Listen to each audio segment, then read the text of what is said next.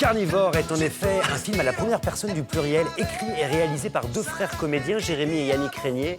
Ils mettent en scène deux sœurs comédiennes interprétées par Leïla Bekti et Zita Enro. Un double jeu de miroir, en fait, Philippe. Oui, c'est complètement ça. C'est-à-dire que les deux frères Régnier qui s'unissent pour faire du cinéma en tant que metteurs en scène et aussi raconteurs d'histoire, ils ont l'idée de prendre deux sœurs et en même temps une histoire qui est entre le réalisme et le conte. Et c'est ça l'idée, avec quand même un ancrage. Là, on vient d'entendre la chanson, vous l'avez reconnue, que c'était la chanson italienne qu'on entendait dans L'Effronté. Sarah Perchetti-Amo. Et oui, parce que dans L'Effronté, vous vous souvenez, Lulu et sa petite voisine qui étaient comme deux sœurs, etc. Et combien de sœurs ont dansé, et c'est le cas de nos deux comédiennes. Alors, ce qui est très intéressant, c'est qu'il y a un rapport de force qui va s'inverser au cours du film. Et je vous ai apporté des images pour qu'on puisse comprendre ça. Regardez, vous avez Zita Enro qui est sur le devant, qui est tout en sensualité. Et derrière, Leïla Bekti, elle est en noir, avec des lunettes, elle est planquée directement derrière sa sœur. Et en fait, elle n'existe que par les mots, Leïla, dans ce moment du film. C'est-à-dire que,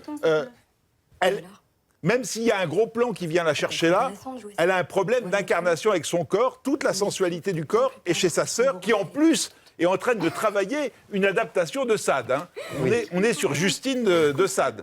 Et elle aurait peut-être préféré jouer Juliette, mais elle se trouve à jouer Justine. Et regardez, au moment où Zita Enro va basculer, hein, à ce moment-là, le physique est uniquement de son côté à elle.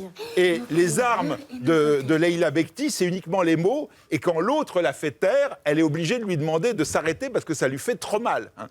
Et donc, le film va raconter comment on passe de ce moment-là, où il y a juste une voix qui peut s'insinuer, à une deuxième partie, où cette fois-ci, les deux sœurs sont chacun dans un côté du cadre. Il y a le chant et le contre-chant, elles ne peuvent pas être réunies ensemble.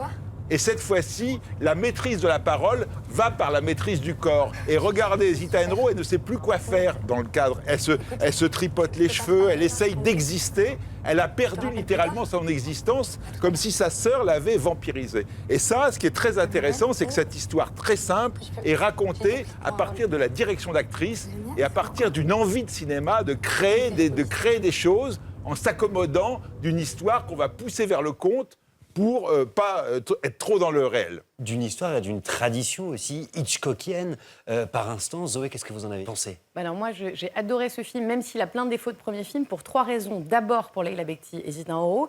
Très intelligemment, elles sont un peu employées à contre-emploi l'une de l'autre de ce qu'on connaissait d'elles. Leïla Bekti, qu'on a découvert dans Tout ce qui brille, dans un film où il y avait aussi une relation de sororité, on va dire, et où c'était elle qui était éclatante et Géraldine Nakache plutôt en dessous. Zita Enro, qu'on a connue, la petite fille parfaite de sa mère dans Fatima. Et là, c'est elle qui a ce corps débordant de sexualité. Et Leïla Bekti, je trouve ça presque dommage qu'il lui mette des lunettes et des pantalons larges parce qu'elle n'en a même pas besoin, tellement elle incarne vraiment cette espèce d'en-dessous. Et ça m'a beaucoup rappelé ce qu'elle avait fait pour La Stragale de Brigitte Si. Oui. Pareil, il y avait un vrai travail du corps qui confirme qu'elle est une grande actrice. Et surtout, merci de faire un film sur cette question de la sororité. Parce que moi, j'ai une sœur jumelle et je peux vous assurer dis donc, c'est super aujourd'hui. On a droit.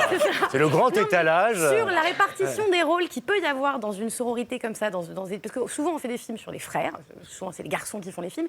Et cette question d'avoir une sœur, de comment il y en a une qui laisse la beauté, ou qui laisse l'intelligence, ou qui laisse le pouvoir, ou qui laisse l'intellect à l'autre. C'est des choses évidemment extraordinairement tirées dans ce film, mais qui sont très intéressantes. Et je trouve ça d'autant plus intéressant que ce soit deux frères, dont l'un est quand même un peu plus dans la lumière que l'autre, qui fasse ce scénario-là. Par ailleurs, c'est un film de genre très réussi.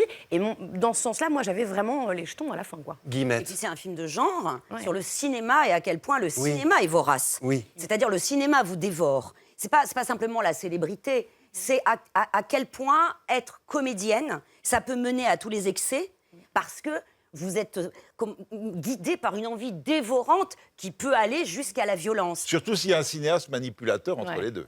En plus. Donc, c'est vraiment... Il y a beaucoup de multiples fonds dans ce film. C'est un film de genre qui convoque, en fait, le cannibalisme de l'art. Carnivore de Jérémy et Yannick Régnier. Allez-y, avec votre frère ou avec votre sœur, vous verrez, c'est super.